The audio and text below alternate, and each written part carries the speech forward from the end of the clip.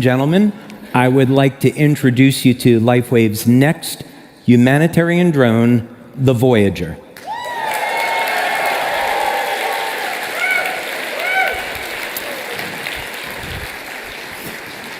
Now, you might notice that this one is very different than our flying wing, and that's for very, very good purpose and reason. The mission statement of this drone is very different than the flying wing, and we're going to be getting into talking about that in just a moment.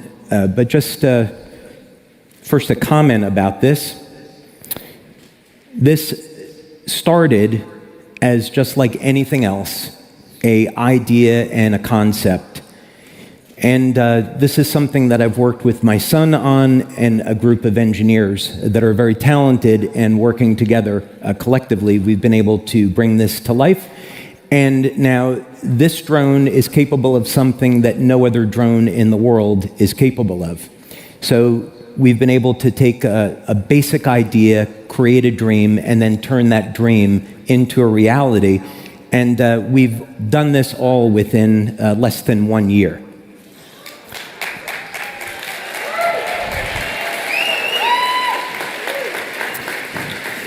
So we're going to get into some of the details behind this, and to do that, I'd like to welcome back onto stage our Global Vice President of Sales, Ryan Barson.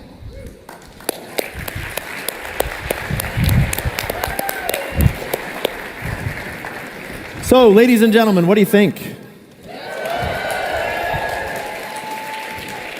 It's kind of fun for me to be out here right now with David after that kind of a reveal. And that's impressive. I've known about this for a little bit, but I had to keep my mouth shut.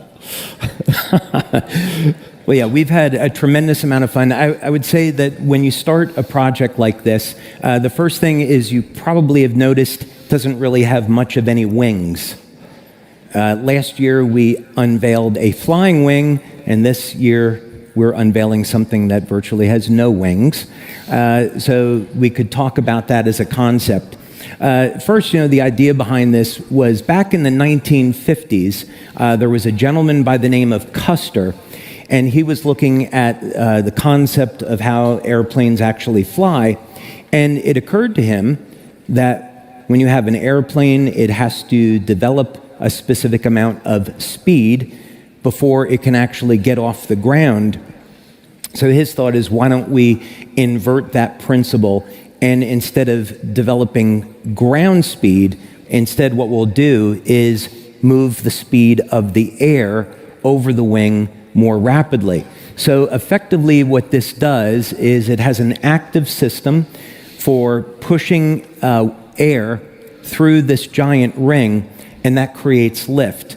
So the advantage of this is that you could have this one parked in your garage, and it could take off from your street, and it could land on your street. This model, which is our second prototype, this is what we would call our phase 2.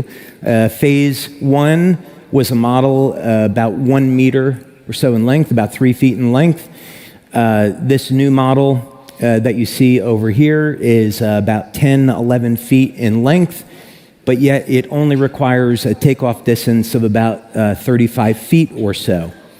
The next phase that we're building, which is significantly bigger than this one, that will have a takeoff distance of about 20 feet or so. So what that means is if we use the fires in Maui as an example, we can take off and land right from the beach or from a street, and then off we go. One of the things that stands out to me, not only is that incredible, but you talk a lot about dreams and not stealing your dreams, and this is a dream of yours to make a difference in the lives of other people. And the fires in Maui is just one example of many where people are challenged all over the world. But those dreams, you don't want people to steal your dreams. Where are you headed from here? What are your dreams for the future? Well, I mentioned that the purpose of this was going to be very different from the flying wing.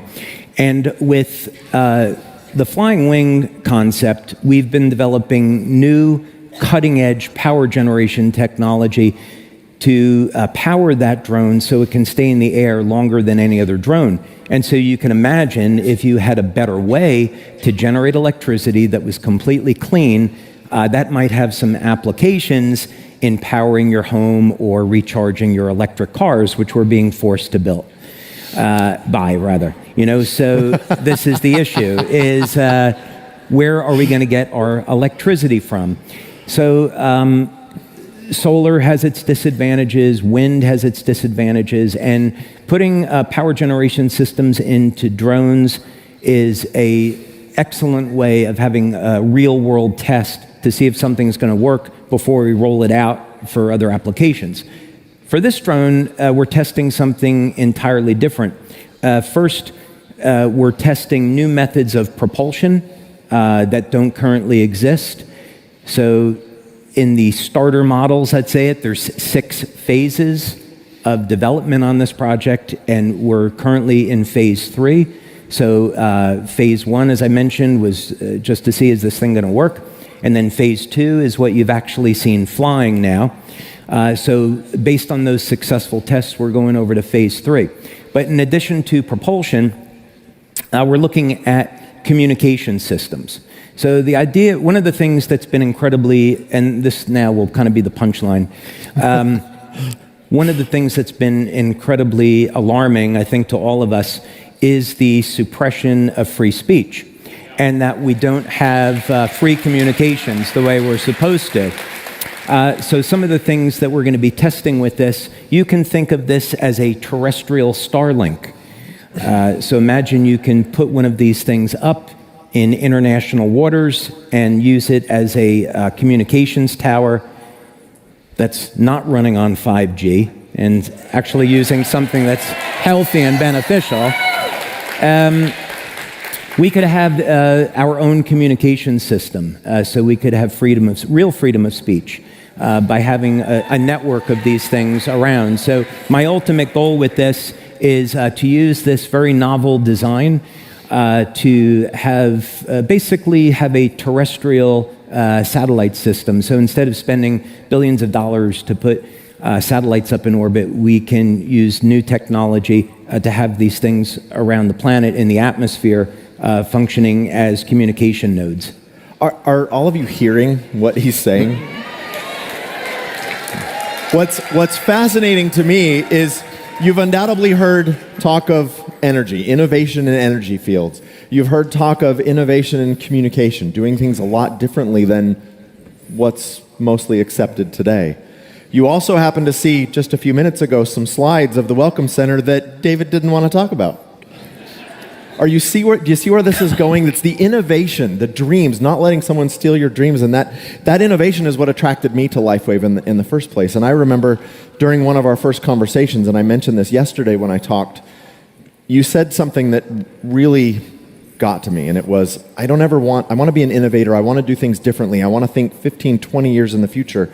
I don't want Me Too products, or to put it a different way, I don't want copycat products that you can buy anywhere else. We have that now with patches.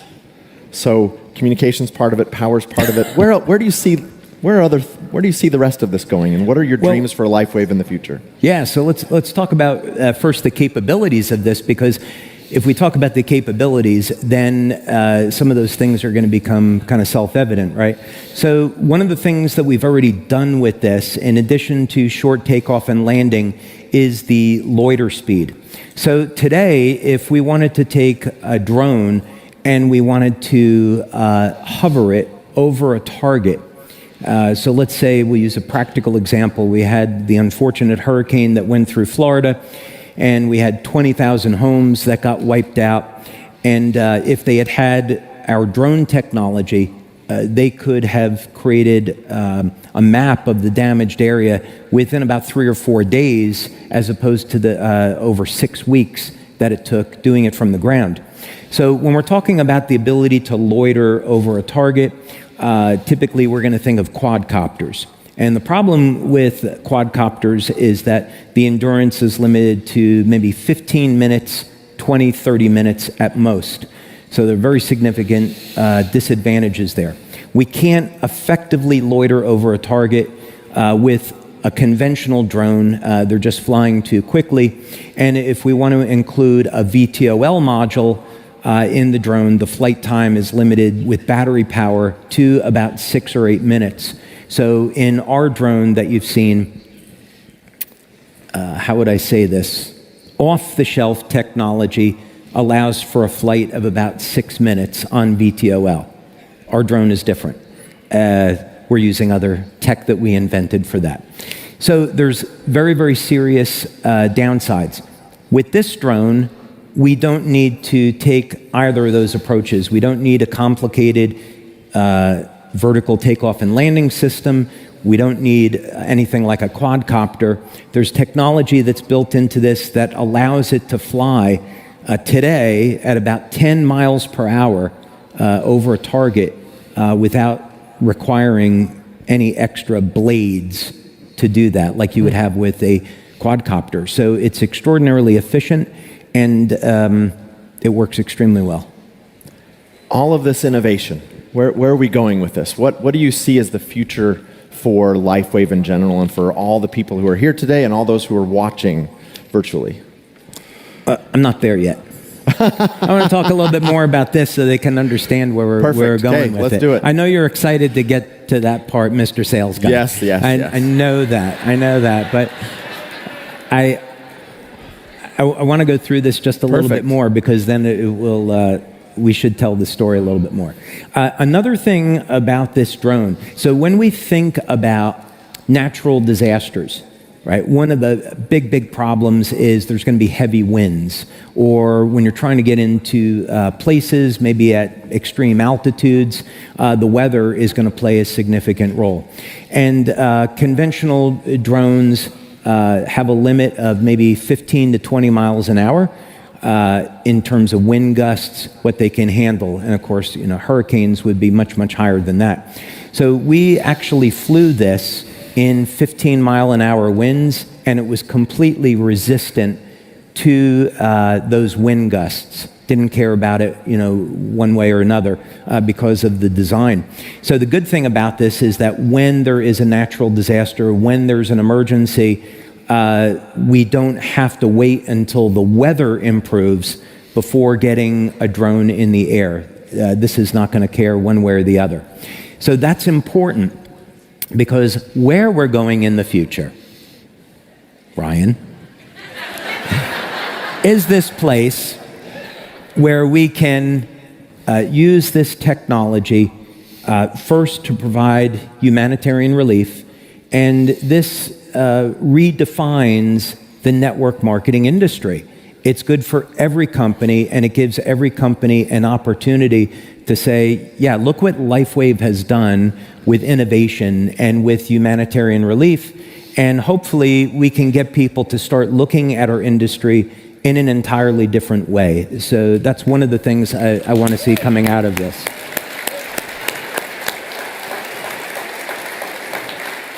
Is that what you were looking for? It's actually a different answer than I was looking for, but I want to go with that one for a minute. So looking at our industry in an entirely different way. We've had a few discussions during this event about companies that maybe haven't done things the same way that LifeWave has done. You're looking to create a company that stands out among all network marketing companies, that is truly different, not just because we stand here on stage and say we're different, but that we are different. Yeah, this really starts with the mindset of making innovation a commitment to research, putting money into that, time and resources, people, to have that as the very foundation of everything else that you're doing. So the idea is looking at the various trends. So back in 2008, I was looking at where the trends in health and science, and those trends were in stem cells. So we began working back then on ways to activate stem cells in the human body. And of course, ultimately, that led to the release of X39. So we can all relate to how a commitment, a long-term commitment to innovation, putting millions of dollars into research, is going to result in products that present phenomenal business opportunities. So today, we don't have any competitors for our patch technology.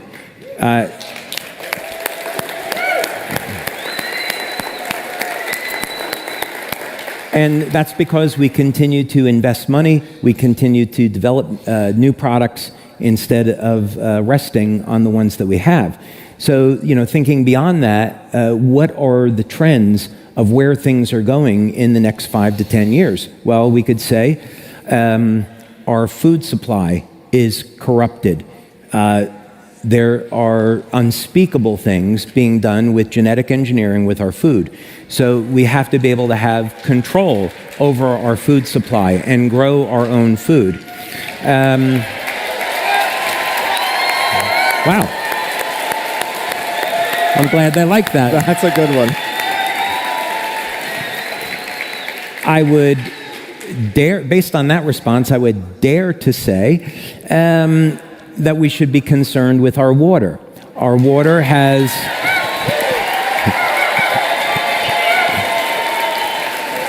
Our water, drinking water, is toxic, polluted. You can't drink the water. You don't want to shower in the water. So we need to have better technology to provide water that's clean. And, of course, go beyond that. We want to think about water as an opportunity to heal the human body, right? So with these drones, it gives us the opportunity to test new technology in power generation, in communications, and look at how are these going to be platforms that we could potentially use for the future. So as an example, when we talk about communications, we all lived through the pandemic, and we all lived through an era where if you said, and I know this because it happened to LifeWave, I happened to put an article out on the use of vitamin C as an effective means of treating viral infections, and Facebook flagged that and took the post down, despite the fact that this was a study published by the National Institute of Health. It's like, how can you suppress a government study? This is ridiculous. So we want to be thinking about these things, and thinking about these trends, so that if we're putting millions of dollars into the research, and we're putting 5 years, 10 years, whatever the period of time is going to be, but it's important just to get started, and just get started, just get going, and then see how it develops. And the drone side of our research has been going incredibly well. It is going better than any other project, I think, that I've worked on. So there's no question it's going to be successful. That's fantastic.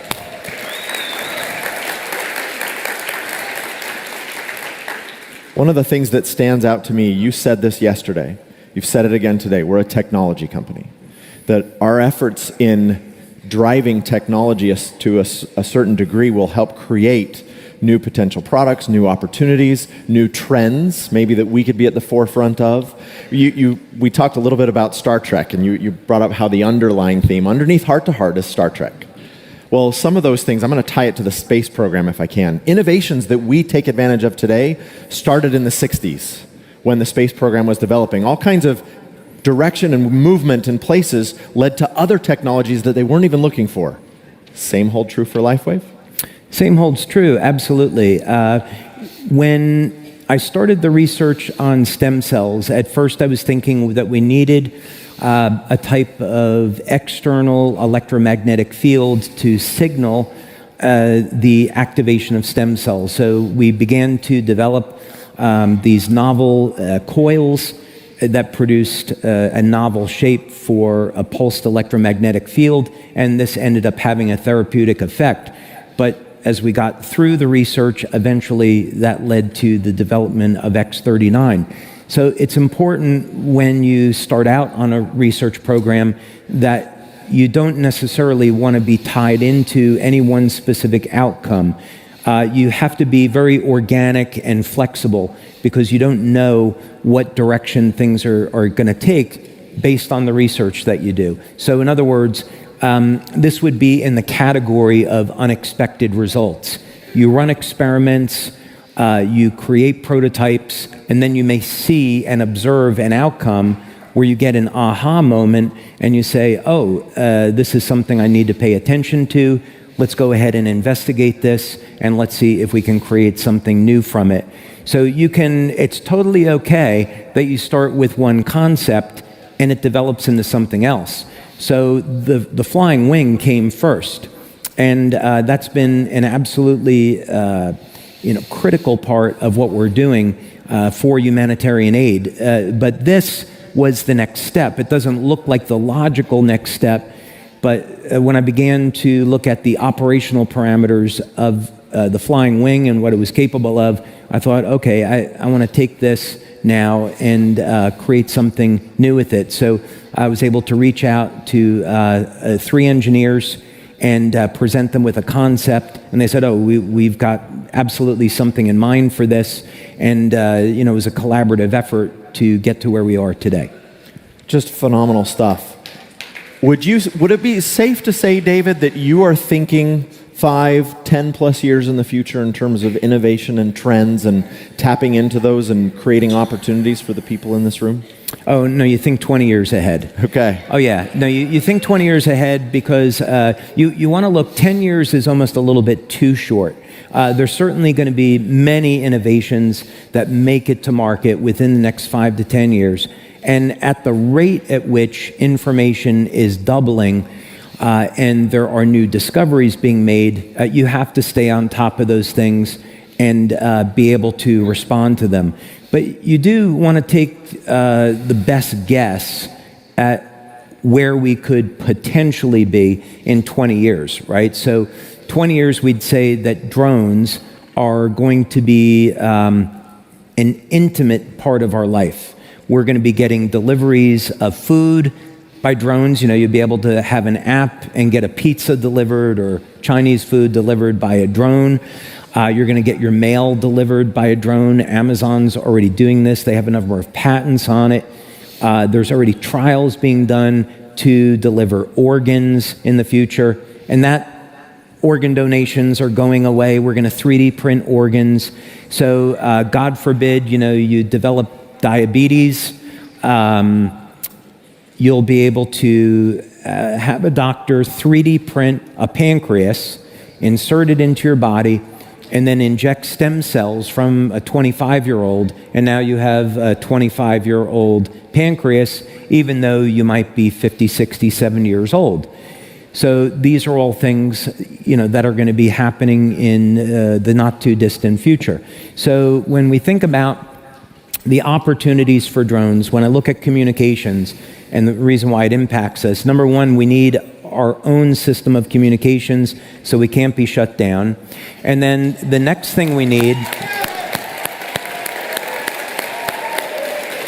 the next thing we need, we might want to say, is by 2030, right? So just around the corner now. By 2030, it's estimated that the amount of money the communication industry will generate by drones will be $200 billion globally. So this is an enormous market. And so if you can go into that market with a technology that nobody else has and everybody wants, then we can create an unbelievably powerful business opportunity. So that's the thinking of looking that forward into the future. That, ladies and gentlemen, I think is the definition of innovation for a technology company. Well, we didn't talk about the performance numbers on this. Let's talk about that. Okay, let's do that. So we talked about that it's short takeoff and landing. We talked about that it can fly as low as 10 miles an hour. Keep in mind, when most planes are landing, they have to be traveling 90, 120 miles an hour and more in order to land. And this can land only going 10 miles an hour. As a matter of fact, now we can show that video that you were seeing before. This was unbelievably fun to get this out and see it fly for the first time, because a lot of people said, oh, this is never going to fly. But here it took off on the very first flight at about 35 miles per hour. And on this day, the winds were, you can see it's a little cloudy, the winds were 13, 15 miles per hour.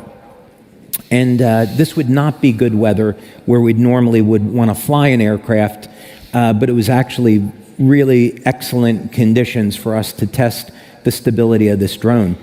One of the things that you'll notice is that this aircraft is almost entirely devoid of control surfaces.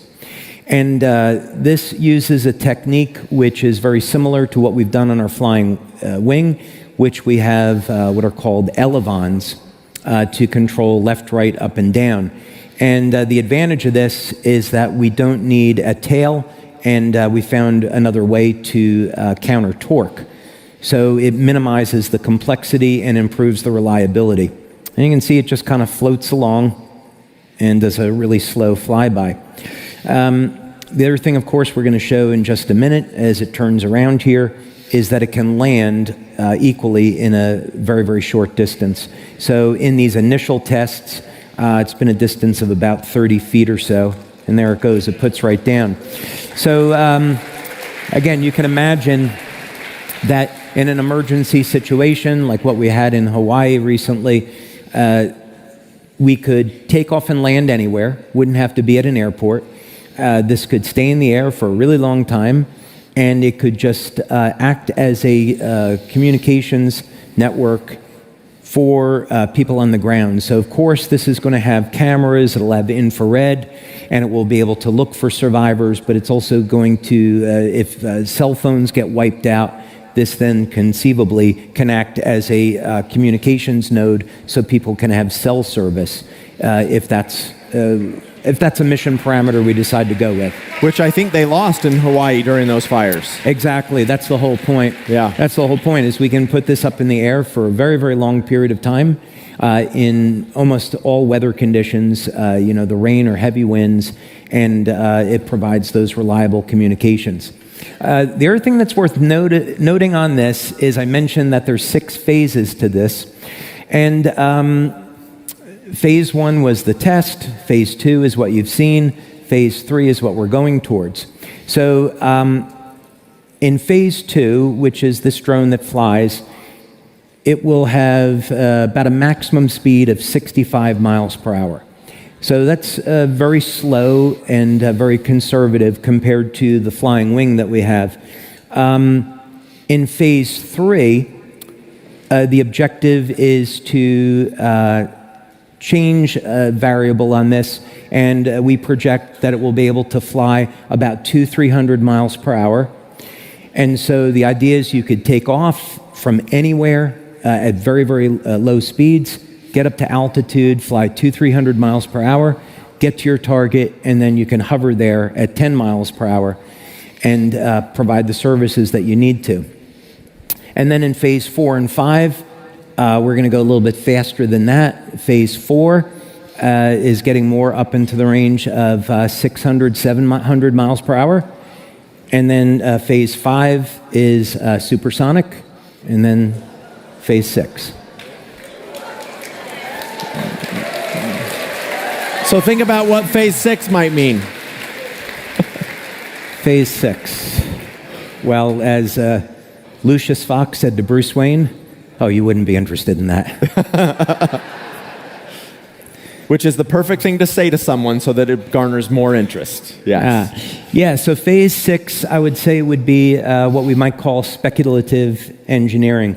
So this would be looking at nature and looking for examples. And so there's a very, very interesting phenomena. There's a fellow that I was introduced to who's had been doing work for the Department of Defense and looking at this phenomena where there was a plane flying around Bimini, and it was going through a thunderstorm, and it went through this specific zone in the thunderstorm, and within about 10 seconds, it appeared several hundred miles away.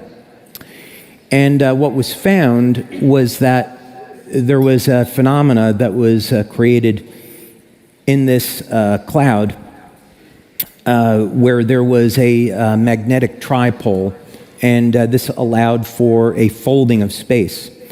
And so what happened in this one incident, which is very well documented, is that this plane traveled several hundred miles within about 10 seconds, and it still had an extra 8 gallons of fuel that was in the airplane, so that when it landed, I think this was up over towards Fort Lauderdale or something, it was determined that there was no way the plane had enough fuel to get over there. This was a small plane. So in the type of experiments that we look at, we use this novel shape to create an electromagnetic bubble. And we want to see that if we could attain speeds with this that wouldn't normally be achievable. I think that's a good way of saying it. Literally Star Trek. Literally Star Trek. I was going to say we're creating a warp bubble, but that was going a little bit too far, but that's literally what it is. Yes, that is absolutely phenomenal. How many of you are excited to be part of a company that is this innovative?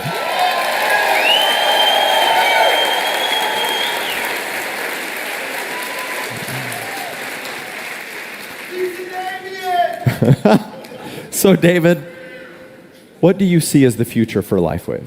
Future is amazing. I think the takeaway on this, right? There should be a takeaway. The first thing is where we are today is that we have a phenomenal line of products that no other company has. We have a phenomenal business opportunity, and we have a commitment to helping those in need through existing humanitarian programs. And every single one of those areas we're going to continue to support, invest money in, and grow. So in the area of product development, today you have patches, but in the not so distant future, you're going to have other technologies that improve health and wellness and beyond. In our business opportunity, we're going to be utilizing new technology like holograms and things that you haven't even seen yet to support your business building efforts. So you can be building your business and earning money faster and easier than ever before, and doing it in less time so you have time for your friends and family. And then finally, we're going to be using technology like the drones to provide humanitarian effort and take matters into our own hands, so that when there is a humanitarian crisis, we can be responding to that. So we can work with organizations like the Red Cross, like Convoy of Hope, and others, and saving people's lives. That's what this is really all about, developing better tools to help those in need. And when we do all of these things, we totally redefine the network marketing industry. So 10 years from now, when people look at networking, they say, oh my God, I want to be involved in this industry. Look how amazing it is, and look what companies are doing, like LifeWave.